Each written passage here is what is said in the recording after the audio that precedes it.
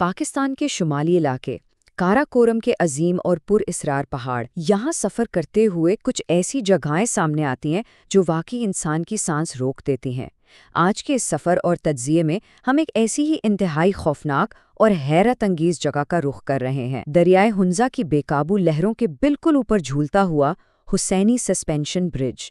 سوچئے، ایک ایسی جگہ جسے 2013 میں مشہور زمانہ ٹریول میگزین کانڈے ناسٹ ٹریولرز نے سیدھا دنیا کا سب سے خطرناک ترین پل کہہ دیا۔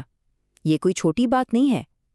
ایک بالکل عام سا رسی اور لکڑی کا راستہ اچانک سے پوری دنیا کے لیے ایک عالمی سطح کا ایڈونچر بن گیا۔ تو آخر اس میں ایسی کیا خاص بات ہے؟ آئیے اس راز کو سمجھنے کی کوشش کرتے ہیں۔ کراکورم رینج کا سفر ہی اپنے آپ میں ایک بہت بڑا چیلنج ہے۔ یہ جغرافیہ ہر قدم پر انسانی ہمت، حوصلے اور طاقت کا امتحان لیتا ہے۔ 194 میٹرز یعنی تقریباً 635 فیٹ کی لمبائی۔ ذرا تصور کیجئے، اتنی لمبائی تک ایک ایسی ساخت پر چلنا جو شور مچاتے بکھرے ہوئے دریا کے بالکل اوپر ہوا میں جھول رہی ہو۔ یہ صرف ایک فاصلہ طے کرنا نہیں ہے، یہ جوش اور دہشت سے بھرا ایک ایسا راستہ ہے جو ہر گزرتے قدم کے ساتھ دل کی دھڑکن اور تیز کر دیتا ہے۔ جغرافیائی اعتبار سے دیکھا جائے تو یہ پل گلگت بالتستان کے ضلع ہنزا میں گوجل تحصیل کے مقام پر واقع ہے، اور یہاں تک پہنچنا خود کسی لمبے سفر سے کم نہیں۔ گلگت شہر سے تقریباً 132 کلومیٹر دور اور علی آباد سے 45 کلومیٹر کی مسافت طے کرنے کے بعد کاراکورم ہائی وے سے ایک کچا پتھریلا راستہ نکلتا ہے جو سیدھا اس مقام تک لے جاتا ہے۔ وہیں سے یہ ہیبتناک نظارہ شروع ہوتا ہے۔ اب آتے ہیں اس پل کی بناوٹ کی طرف۔ آخر یہ جھولتا ہوا راستہ ان عظیم پہاڑوں کے درمیان ہوا میں قائم کیسے رہتا ہے؟ اس کی انجینئرنگ کو سمجھنا بہت دلچسپ ہے۔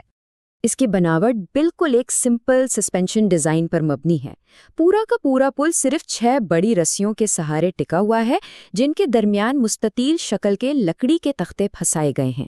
لیکن سب سے زیادہ حیران کن بات ان تختوں کے درمیان چھوڑے گئے فاصلے ہیں۔ ایسے عظیم پہاڑوں اور تیز برفیلی ہواؤں کے درمیان صرف رسی اور لکڑی کی یہ بناوٹ بہت نازک محسوس ہوتی ہے۔ لیکن دلچسپ حقیقت یہ ہے کہ یہ خالی جگہ کوئی خامی یا غلطی نہیں، بلکہ ایک شاندار ایجاد ہے۔ یہاں پہاڑی ہوائیں انتہائی شدت سے چلتی ہیں۔ اگر یہ تختے ایک ساتھ جڑے ہوتے تو ہوا کے دباؤ سے پل میں اتنی زوردار تھرتھراہٹ پیدا ہوتی کہ یہ خود بخود ٹوٹ جاتا۔ ان خالی جگہوں کا اصل مقصد ہوا کو گزرنے کا راستہ دینا ہے، تاکہ وابلی وائبریشنز یعنی ہوا میں جھولنے کی شدت کو کم کیا جا سکے۔ یہ واقعی ایک انتہائی ضروری اور مفید انجینئرنگ ٹیکنیک ہے۔ یہاں ذہن میں ایک سوال ضرور آتا ہے کہ ایسی خطرناک اور ویران جگہ پر آخر پل بنایا ہی کیوں گیا؟ اس کا سیدھا تعلق یہاں کے مقامی لوگوں کی مجبوریوں اور ضروریات سے جڑا ہے۔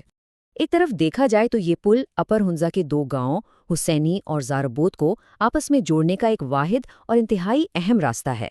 یہ یہاں کے باشندوں کی روزمرہ زندگی کی لائف لائن ہے۔ لیکن دوسری طرف یہی راستہ اب عالمی سیاحوں کے لیے ایک گلوبل اٹریکشن اور بکٹ لسٹ ڈیسٹینیشن بن چکا ہے۔ یہ بہت عجیب بات ہے نا؟ ایک ہی ساخت کے 2 بالکل مختلف حیثیتیں ہیں، ایک کے لیے زندگی گزارنے کی مجبوری اور دوسرے کے لیے پرخطر ایڈونچر۔ اس علاقے کی تاریخ تباہی اور پھر سے اٹھ کھڑے ہونے کے جذبے سے بھری ہے، جو اس جھولتے ہوئے راستے کی اہمیت کو مزید بڑھا دیتی ہے۔ یہ سفر کبھی آسان نہیں رہا۔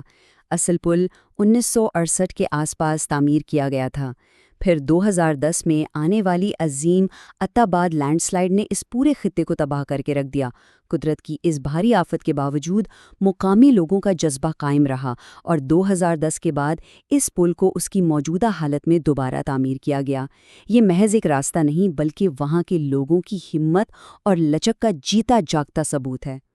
لیکن ایڈونچر اور تھرل کی اس داستان میں حقیقت کا رنگ بہت سنگین بھی ہو سکتا ہے۔